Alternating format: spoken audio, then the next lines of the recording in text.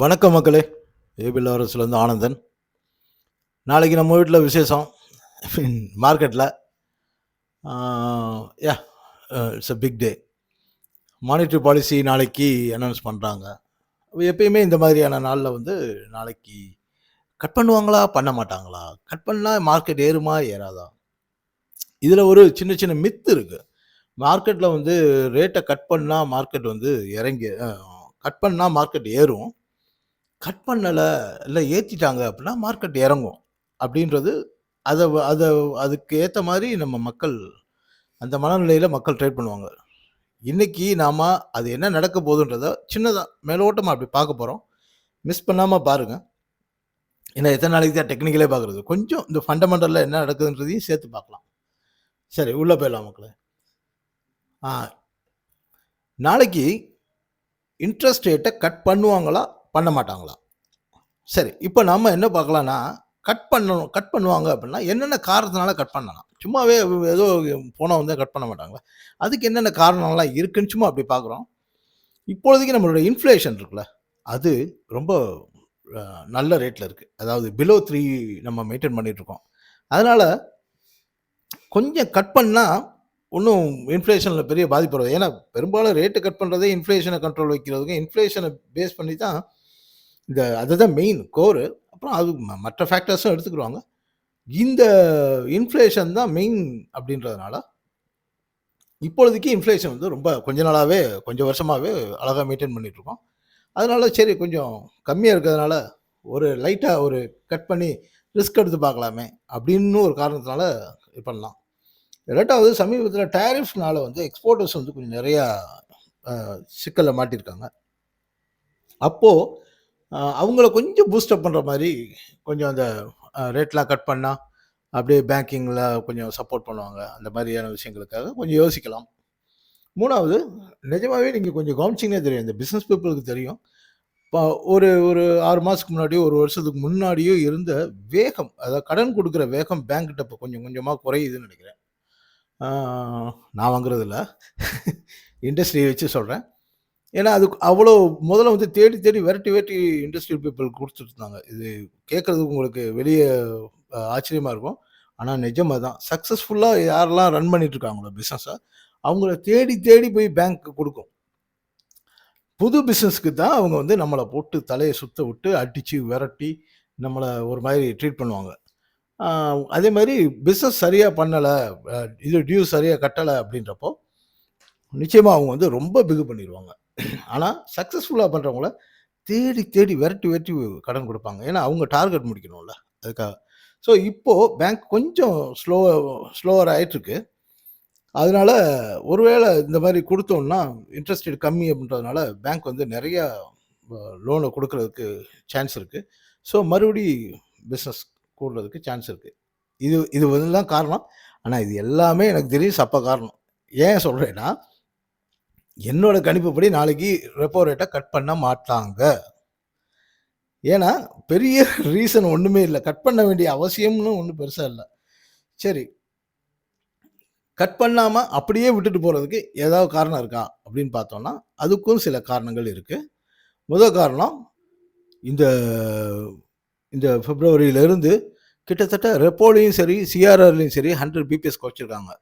இதில் முக்கியம் என்னென்னா, ரெப்போவில் குறைக்கிறதெல்லாம் வந்து மார்க்கெட்டை பெருசாக பூஸ்ட் பண்ணுறதை விட சிஆர்ஆரில் குறைச்சா மார்க்கெட் எகுரும். அதுவும் குறிப்பாக banking sector, auto sector, reality. இந்த இன்ட்ரெஸ்ட் ரேட்டு கூட்டுறப்பெல்லாம் எல்லோரும் பேங்க்கோடு நம்ம நிப்பாட்டிடுவோம். நிஜமாகவே அதிகமாக அப்படியே அதில் அதோட இம்பேக்ட் எதில் அதிகமாக இருக்கும்னா ரியாலிட்டியில் தான் இருக்கும். நீங்கள் அந்த ஸ்டாக்ஸ் எல்லாம் கொஞ்சம் கவனித்து பார்த்தீங்கன்னா தெரியும், ஜாலியாக இருக்கும் பார்க்க. ஏயா நான் அவஸ்தைப்படுறது உங்களுக்கு ஜாலியாக இருக்கானே? இல்லை, நீங்கள் அதை பாருங்களேன். பார்க்குறப்போ அதோட பிஹேவியரை பார்க்குறப்போ உங்களுக்கு மார்க்கெட் எக்ஸ்பீரியன்ஸ் கிடைக்கும், ட்ரேடிங் எக்ஸ்பீரியன்ஸ் கிடைக்கும். ஓகே, அதனால் சிஆர்ஆரே 100 பிபிஎஸ் குறைச்சதுக்கப்புறம்லாம் மார்க்கெட்டில் பூஸ்ட் கொடுக்க வேண்டிய அவசியம் இல்லை இப்போது. ஏன்னா ஓரளவுக்கு நல்லா தான் ஃப்ளோலாம் போயிட்டுருக்கு, மணி ஃப்ளோவிலேருந்து எல்லாமே நல்லா தான் போயிட்டுருக்கு. ரெண்டாவது, ஏற்கனவே இந்த 6 மாதம் தான் ஆகுது, அதோட இம்பேக்ட்டு எப்படி இருக்குது, அதோட ரிசல்ட் எல்லாம் எப்படி வந்துட்டுருக்கு அப்படின்றது சும்மா இனிஷியல் ரிசல்ட் இல்லை, அட்லீஸ்ட் ஒரு வருஷமாவது அதோட தாக்கத்தை பார்த்தா தான் அப்புறம் அதுக்கேத்த மாரி ஸ்கேல் பண்ண முடியும். இன்னும் கூட்டம் இன்னும் கொஞ்சம் பூஸ்ட் பண்ணலாமா? இல்ல அப்படியே இதையே கொஞ்சம் டைட் பண்ணலாமா? இதெல்லாம் அதுக்கப்புறம் தான் கால்குலேட் பண்ண முடியும். இது ரொம்ப ஏர்லி ஸ்டேஜ். அதனால இப்ப மறுபடியும் நம்ம அ இன்ட்ரெஸ்ட் ரேட்ட குறைக்கிறதுல காரணம் இல்ல. 3வது காரணம் ஜிடிபி 7.8ன்னு சொல்லியிருக்காங்க. இல்லையா? அப்போ ஜிடிபி நல்லா தான் இருக்கு. எல்லா பிசினஸும் நல்லா தான் போயிட்டுருக்கு. நல்லா ஓடிட்டு இருக்க வண்டியா போயி, எதுக்கு பின்னாடி இருந்து தள்ளணும்? ஏன்னா, ரெப்போ ரேட்ட குறைக்கிறதோ, சிஆர்ஆர குறைக்கிறதோ, பிசினஸ அ பூஸ்டப் பண்றதுக்காக தான் மெயினா பண்றோம். அதாவது நம்மளோட ஜிடிபிய வந்து இம்ப்ரூவைஸ் பண்றதுக்காக தான் நம்ம அத பண்றோம். அதுவே நல்லா தானே போயிட்டுருக்கு. அப்புறம் எதுக்கு மறுபடியும் பின்னாடி இருந்து ஒரு ஆள் தள்ளணும்? ஸோ, அதனால அது இன்ட்ரெஸ்ட் ரேட்ட குறைக்க தேவையில்ல. 3வது இப்போ வேர்ல்டு ஃபுல்லா எப்போ எந்த நாட்டுல என்ன நடக்குதுன்னே தெரியல. எல்லாம் சமாதானமாயி கை குடுக்க வர்றப்போ, மறுநாள் காலையில பலார்ன்னு அரைஞ்சுக்கிறானுங்க. இப்படி இருக்கு. நேத்து வரைக்கும் நல்லா தான் போயிட்டுருந்துச்சு. இன்னைக்கு பார்த்தீங்கன்னா, டமால்னு உன் மேல சாங்ஷன் போடுறேன், அவன் மேல சாங்ஷன் போடுறேன், அந்த கம்பெனி இழுத்து போடு, இந்த கம்பெனி இழுத்து போடுன்னு பிரச்சனை பண்ணிட்டு இருக்காங்க. ஸோ இந்த மாரி ஒரு அன்சர்டனிட்டி இருக்கிறப்போ, நாளைக்கு இப்படி ஒரு சிக்கல் வருதுன்னு வச்சுக்கங்களேன் இந்தியாவுக்கு. அப்போ இங்க இருக்க இண்டஸ்ட்ரியலிஸ்ட்ட வந்து சப்போஸ் டக்குனு அந்த இடத்துல ஒரு காப்பாத்தணும்னா, ஒரு இன்ட்ரெஸ்ட் ரேட்ட குறைச்சு, இல்ல சிஆர்ஆர குறைச்சு, அப்போதைக்கு ஒரு பூஸ்ட் குடுத்து பேலன்ஸ் பண்ணலாம். அதுக்கு நம்மட்ட கொஞ்சம் அந்த இன்ட்ரெஸ்ட் ரேட் இந்த ரேஞ்சில வச்சிருக்கிறது நல்லது. நாளைக்கு குறைக்கிறதுக்கு வசதியா வேணும் இல்லையா? அதுக்காக. ஸோ, அதனால ம் காஷியஸா கொஞ்சம் வெயிட் பண்றது நல்லது. இறுதியாக எனக்கு எனக்கு ரொம்ப ஸ்ட்ராங்கா இருக்க விஷயம் என்னன்னா, ரொம்ப ரீசென்ட்டா வந்து ஜிஎஸ்டி அந்த இத குறைச்சிருக்காங்க. அ அந்த டாக்ஸ் ஸ்லாப்லாம் குறைச்சிருக்காங்க இல்லையா? இதுவே மணி இன்ஃப்ளோ வந்து அதிகப்படுத்தியிருக்கு. அதிகப்படுத்தும். ஒண்ணே 4 நாள்ல ஒண்ணும் ஆயிராது. நான் சொல்றது அதிகப்படுத்த போகுது. நல்ல இம்பேக்ட் குடுக்க போகுது. அப்ப இதோட சேர்ந்து ஏற்கனவே அந்த காஃபில வந்து சர்க்கரை போட்டாச்சு. அப்புறம் மறுபடியும் அதில தேன ஊத்துனா நல்லா இருக்காது இல்லையா? ஐ மீன் அனாவசியம் இல்லையா? அந்த மாரி. அ ஜிஎஸ்டியே ஒரு நல்ல இம்பேக்ட் குடுத்ததுனால, இப்பொழுதைக்கு இன்ட்ரெஸ்ட் ரேட்ட குறைக்க வேண்டிய அவசியம் இல்லை. ஸோ இது ஒரு முக்கியமான ரீசன். அப்படி அதனால நாளைக்கு இன்ட்ரெஸ்ட் ரேட்ட குறைக்க மாட்டாங்க. குறைக்காட்டி என்ன ஆகும் மார்க்கெட்டு? பலார்ன்னு விழுந்துரும் சார். அதானே? கரெக்ட். நாளைக்கு மார்க்கெட் இன்ட்ரெஸ்ட் ரேட் அனவுன்ஸ் பண்ண உடனே ஆ ரிமைன் அ ரிமைன் அன்சேஞ்ச் அப்படின்னு அவங்க அனவுன்ஸ் பண்ண உடனே மார்க்கெட் என்ன பண்ணும்னா, தட தட தட தட தடன்னு விழுகும். விழுந்த உடனே நம்மளோட மனநிலை எப்படி இருக்கும்னா, "ஐயோ! மார்க்கெட் விழுந்துருச்சுடா அவ்வளோதான். ரைட் இனிமேல் பெரிய கரெக்ஷன் வரப்போகுதுன்னு" நினைச்சிட்டு இருக்கப்போ, இப்ப பாருங்க மார்க்கெட் 24,611 இருக்கா? இங்கேருந்து கிட்டத்தட்ட 200 பாயிண்ட் நாளைக்கு மார்க்கெட் இறங்கும். இறங்கி அங்கருந்து ரெக்கவர் ஆகும். நல்லா கவனிச்சுக்கங்க. எல்லாரும் அப்படி ஐயோ! மார்க்கெட் விழுகுது, விழுகுது, விழுகுதுன்னு சொல்லிட்டு இருக்க நேரத்துல, ஏன்னா நெகட்டிவ் நியூஸ் வந்துருச்சு. அதனால மார்க்கெட் கீழ விழுந்துருச்சு. எல்லாரும் ஓகே ரைட்டு அப்படின்னப்போ, அங்கருந்து ர 24,430, 50 அந்த அந்த ஜோன் வச்சுக்கங்களேன். அங்கருந்து மார்க்கெட் திரும்பும். திரும்பி எங்க குளோஸ் ஆகலாம்னா, 24,600ல குளோஸ் ஆகலாம். அல்லது இந்த 800 ஏன் சொல்றேன்னா, இந்த 600 குளோஸ்ன்றது நாளை கழிச்சு நமக்கு லீவு. அதனால ஷார்ட் கவரிங்கும் சேர்ந்து வந்தா நாளைக்கே ஏன்னா இவங்க ஒரு 10, 11 மணிக்கு அனௌன்ஸ் பண்றாங்க அப்படின்னா, ஆ மத்தியானம் ஒரு டைமே இருக்கு உங்களுக்கு. ஒரு 1 மணி நேரம் கீழ இறங்குனா கூட, அடுத்த ஒரு 3 மணி நேரம் டைம் இருக்கு. 3 மணி நேரத்தில 400 பாயிண்ட் ஏறுறதெல்லாம் சாதாரணமா ஏறிட்டு போயிருவான் மார்க்கெட். ஸோ ஷார்ட் கவரிங் சேர்ந்து வர்றப்ப ஏன்னா இவ்வளோ விழுந்திருக்கான் மார்க்கெட். பார்த்துக்கங்க. ஒரு 8, 9 நாளா வந்து கன்டினியூஸா விழுந்திருக்கான். அப்ப இதோட இம்பாக்ட் வந்து டக்குன்னு ஷார்ட் கவரிங் சேர்ந்து வரும். அப்போ 24,800 வரைக்கும் போகும். ஏன் இத இவ்வளோ விளக்கமா சொல்லிட்டு இருக்கேன்னா, வழக்கமா நம்ம மக்கள் சிக்குறது இந்த மாரி ஆ எமோஷனல் அதாவது சடசடன்னு மார்க்கெட் இறங்குன உடனே நம்ம கையில இருக்கிறத குடுத்துட்டு ஓடிருவோம். கொஞ்சம் வெயிட் பண்ணுங்க. அது நின்னு வரும். அப்படி இல்லாட்டி என்ன நடக்குன்றத அடுத்து பார்த்துக்கலாம். Bank Nifty same. நாளைக்கு பேங்க் நிஃப்டில பெரிய அடி இருக்காது. ஆ சும்மா ஒரு 1% வரைக்கும் கீழ வந்துட்டு, இமிடியேட்டா அவன் தான் ஃபர்ஸ்ட்டு ஏறப் போறான். ஸோ, அதனால அதையும் கொஞ்சம் பார்த்துக்கங்க. நான் இன்னைக்கு 3 தான் சொல்லப் போறேன். எது நாளைக்கு இம்பாக்ட் ஆகப் போதோ அது மட்டும் தான். ஸோ, பேங்க் நிஃப்டியும் அப்படிதான்.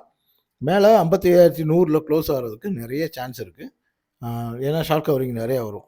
இந்த ஏன் இந்த ஷார்ட் கவரிங் வருது அப்படின்னா, ஏற்கனவே அவங்க குறைக்க மாட்டாங்க. இப்ப நம்ம அனலைஸ் பண்ணலையா? அந்த மாரி அவங்க ஏற்கனவே நெறைய அனலைஸ் பண்ணி வச்சிருப்பாங்க.